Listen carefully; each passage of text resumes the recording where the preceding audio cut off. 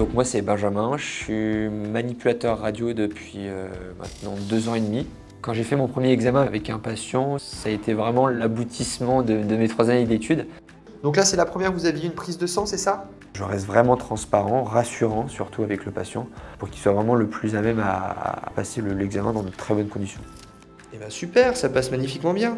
Donc pendant l'examen, vous soyez rassurés, vous avez la voix, on vous voit avec les petites caméras et on vous entend, d'accord?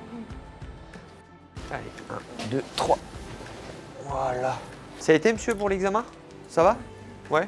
Ça n'a pas trop fait mal dans le bras? Ce qui fait que la relation entre collègues, elle est importante, c'est que ben, voilà, on s'amuse bien, on s'entend bien. On a besoin de rire entre deux situations un peu compliquées. Ou... Si mon scanner pouvait parler, il serait content d'aider les gens, de pouvoir déceler des pathologies, servir les patients, parce qu'à l'heure aujourd'hui, sans examen d'imagerie, personne ne saurait ce qu'il a. Et... Je ne vais pas dire qu'on est indispensable, mais un peu quand même.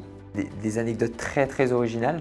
Des patients, on fait des radios, on leur retrouve des objets impressionnants dans le ventre. Et puis malheureusement aussi la réalité du métier où là on a des anecdotes un peu plus tristes. Parfois on a des patients qui sont très compliqués et donc ça peut engendrer des situations assez dramatiques. Mais c'est la réalité de notre job, hein. On est dans un service d'urgence, donc les patients arrivent avec des pathologies où le soin doit être urgent, donc l'imagerie a un rôle clé quand même dans la prise en charge du patient.